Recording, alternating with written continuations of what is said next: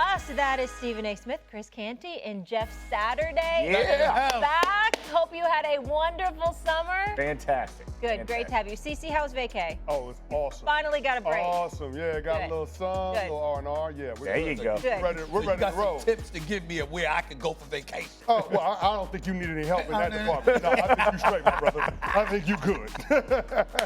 Want to talk a little Monday Night Football, gentlemen? Let's do it. All right, we tip things off in the Shy. The Vikings overcame an 11-point deficit to the fourth quarter to take down the Bears, winning 27-24 and spoiling Ben Johnson's Chicago debut. J.J. McCarthy had 143 passing yards, 2 passing TDs, and 1 rushing touchdown in his NFL debut, with all 3 touchdowns coming in the fourth quarter after throwing a pick 6 in the third.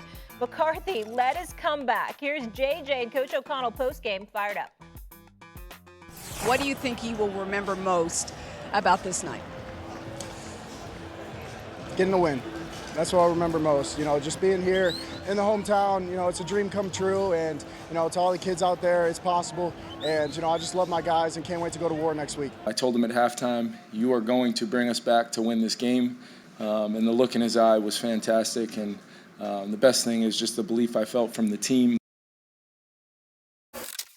All right, I want to start with you. Are you confident Minnesota has found their franchise guy in J.J. McCarthy? No, not yet. I don't think one game tells us that story. Major credit to J.J. McCarthy. No doubt about it. I was wondering all off season. I'm like Kevin O'Connell, the quarterback whisperer per se. You let Sam Darnold walk out the door after throwing 35 touchdowns, just 12 interception, fellas. I'm thinking, okay, this brother better be something special because even though he was drafted, he didn't play a game last year because of the meniscus tear. So how is it, in God's name, are you placing this amount of faith in this dude that hasn't thrown a single NFL pass? You got Justin Jefferson, Jordan Addison ultimately will be back in a few weeks, etc. I'm like, how the hell you make this decision? I got to see him. And in that fourth quarter, especially, J.J. McCarthy showed me something, no doubt about that. But this is the National Football League. You guys know it better than me. You get film.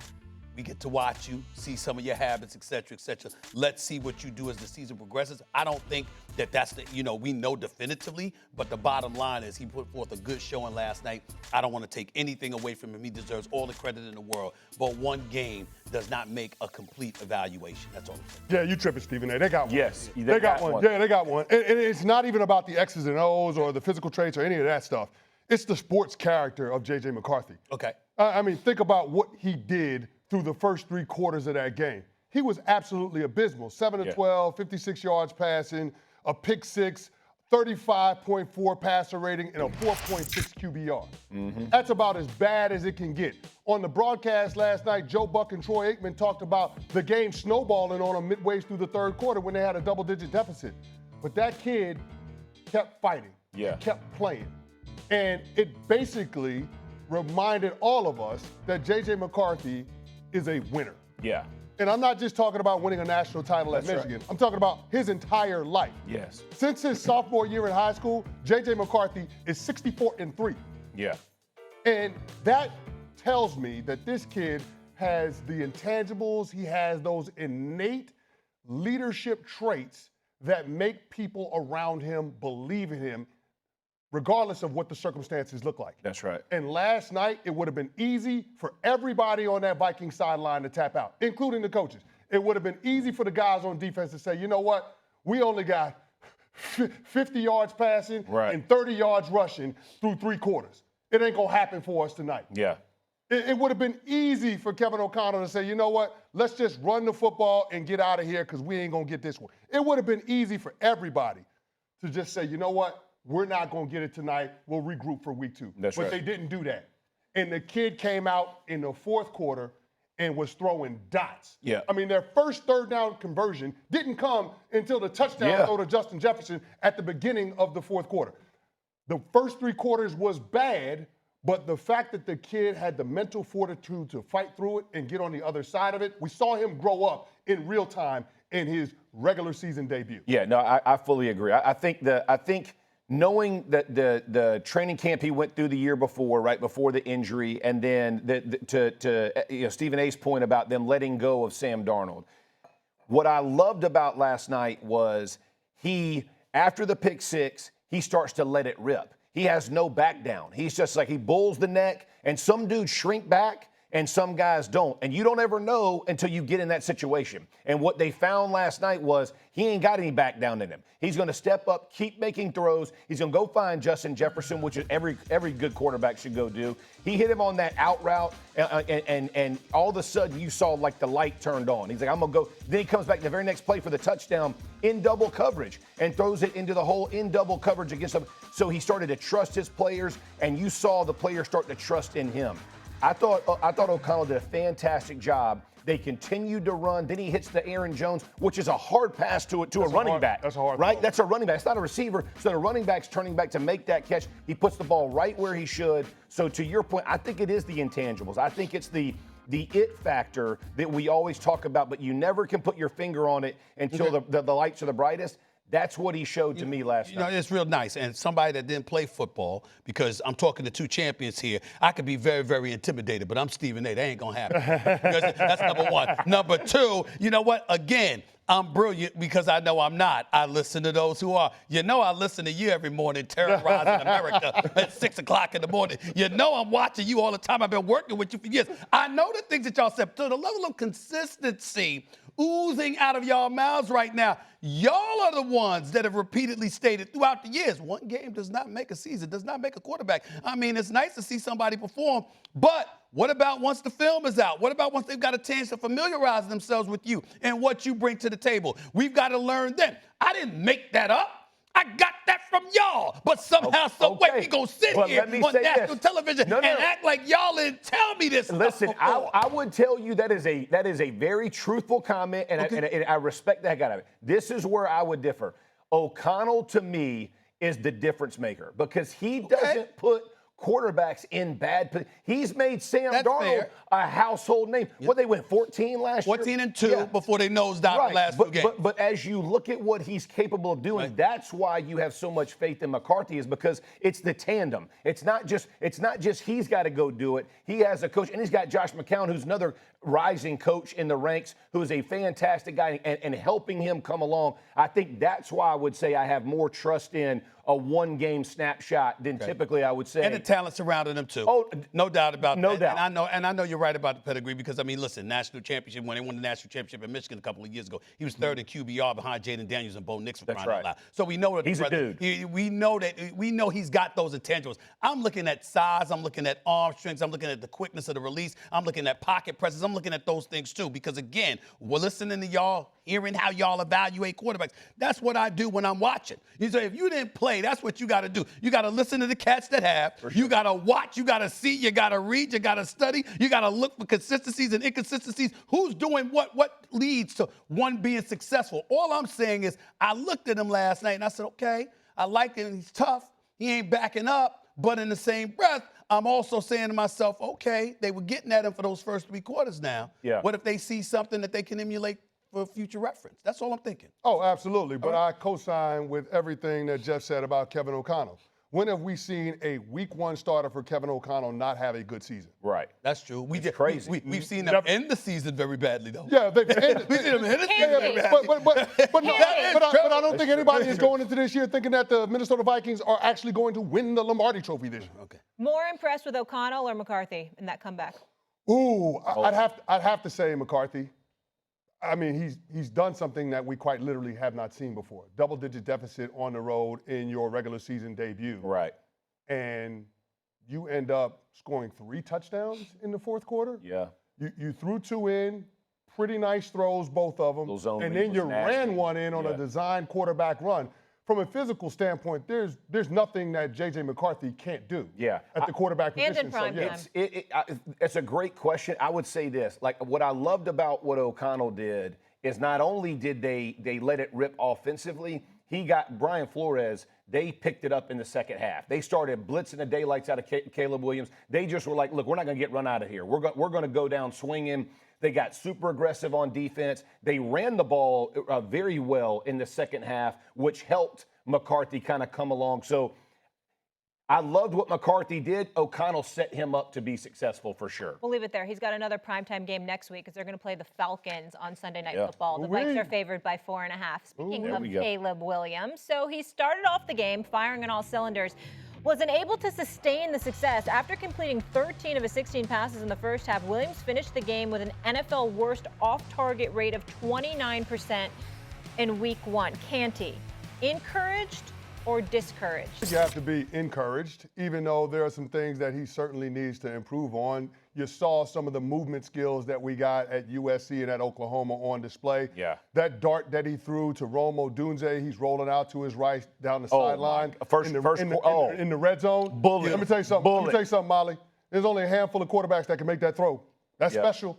Right, Yes. the touchdown Yes. run, the ability to be able to manipulate the pocket early on. I thought he was great in that regard. He needs to be more consistent in terms of trusting what he sees, Stephen A. There are some wide open receivers that he missed down the field. There were some shots. I'm thinking of the skinny post to Romo Dunze in the second quarter. Yeah. You got to hit that throw. It's wide open. And Ben Johnson spoke to it in the post-game press conference, saying that there were some plays that they had dialed up where there should have been completions, and it just didn't happen for the offense. So that's the good. So there's a lot of positives to build on. Here's the bad, Molly.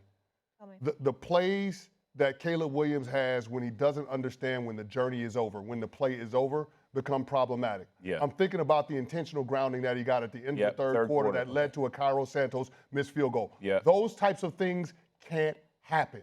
Caleb Williams has got to be better in terms of trying to play within structure and hitting his back foot and getting the ball out on time. Well, we saw that when he was on script through the first 15 in the first quarter. When he got off script, things went off the rails. I'm going to go with encourage as the answer to this question, but I also want to show the word compassion, I think, is appropriate here. This dude is in his second year. He played all 17 games last year. Last night, he scored his first rushing touchdown of his career. Played all 17 games last year, opened the last night. His second year in the league, this is his third head coach and his fourth offensive coordinator. That's crazy. I mean, come on. Come on, man. You know what I'm saying? I said, we got to look at it from that standpoint, too. And then last but not least, here's what we got to take into consideration. I know he only completed after going 6 for 6 to start the game or whatever. He completed 11 to 25 passes, only 44% of his passes the rest of the way. That was a Brian Flores defense. That's right. And they started rushing him. Yeah, they started rushing 7 mil on the line of scrimmage. And you got one of the elite defensive minds, because that's what Brian Flores is. Absolutely. That can confuse you a bit and throw some stuff at you that you may not have seen before. And not only that, Brian Flores was coaching against Ben Johnson last year. Right. So he's very familiar with who he's going up against. And now instead of Jared Goff, you got Caleb Williams behind center with not the same kind of weapons. Even though Chicago's got some weapons, they don't have Jameson Williams and Amon-Ra St. Brown, along with Gibbs and along with Montgomery and along with Laporta. I mean, you don't have those kind of weapons. So you got Ben Johnson, who you kind of know what he wants to do. And you got a squad in terms of personnel that's inferior to what he had to coach against before. Why are you making that face? Because it sounds like excuses, or are you buying it? No, I'm buying what Stephen A. is saying, but I wish he'd taken a step further because he's going someplace that I think we need to talk about a little bit today. Which is? Nobody is talking about how Ben Johnson, sliding over from coordinator to head coach, had some growing pains last night. Yeah. Nobody's talking about that now. Because Ben Johnson, we thought he had it all figured out in the first quarter when they were on script through the first 15. But what he didn't realize was Brian Flores was playing chess, not checkers. That's right. Okay? In the long game. Exactly. Because in the first quarter, guess what? Brian Flores only sent one blitz toward Caleb Williams on all those dropbacks. One blitz. Yeah. In the remainder of the game, Brian Flores blitzed him 14 times. That's right. The blitz rate went from 29% to 44% from the first half to the second half. And Ben Johnson did not have a counterpunch to the adjustments that B-Flow made. Correct. And then also, another thing, the gap at the end of the game with Cairo Santos kicking the ball in the end zone and letting them return it and not getting a 2-minute warning as a timeout. That's right. You got to kick the damn ball out of bounds. That's on the head coach. So there are some things that Ben Johnson left to be desired. I know a lot of the focus will be on Caleb Williams, but Ben Johnson need to have some heat up under his seat right now, too. For sure. Some of that I'll agree with. I'll say this, though. There were answers, and Caleb missed some throws to some wide-open receivers against the blitz, right? The wide open, you got to hit that for a touchdown in the fourth quarter. You got a guy screaming down the sideline. The hookup right before it in the middle of the field. So there were answers. He got guys open. The difference, I think, from Ben Johnson and Caleb Williams versus McCarthy and O'Connell is this. They've only got about 5 or 6 months together. he has to untrain, to Stephen A's point, a year plus of organizational failure from the Bears to what he did as a quarterback. So all those habits, you and I both know, those habits are hard to break. And when things start to go chaotic, you tend to fall back to those. I think that's where Ben Johnson and the development that he'll have for Caleb Williams will put him in that same category, because we've seen him do it with Jared Goff. But it does take time. And again, Minnesota ran the ball much better than Chicago did in the second half. There were a lot of things that helped the quarterback look better, but Caleb missed some of the throws that I think Ben did have some stuff open. He's got to make, like, those are the ones that you'll go back to film and go, hey, as a QB, you make those, and as a head coach, I won't do those things, right? So both and. I appreciate the insight, and both of y'all know. But here's the thing. Like, I'm looking at this guy, Declan Doyle, is that his name? Yeah. I mean, who the hell is this guy? That's your offensive coordinator, right? Yeah. First-time offensive coordinator. Was a tight ends coach in Denver over the last 2 years. So you got a first-time coordinator. Okay, you got a first-time head coach. Right. Okay, it's your fourth head coach in a season and a game, because it ain't even 2 full seasons. A season and a game, 18 games. That's right. 4 offensive coordinators and 3 head coaches. That's a lot. Absolutely. For a young quarterback to deal with, which is why I would go back to Ben Johnson as well, because knowing what I just highlighted, it's even more of the onus on Ben Johnson. And Stephen A., when he took the job, Ben Johnson said, the first thing that he needed to do was make sure that the quarterback and the play caller saw the game through the same eyes. Right. That's the first thing that he said. So when we start talking about Caleb, the coordinator or the quarterback and the coordinator. No, the quarterback and the play caller. Got it. Right. The play caller see the game through the same eyes. Right. And so when we start talking about all of these open receivers that Caleb Williams missed, and I admit it, he missed some open receivers.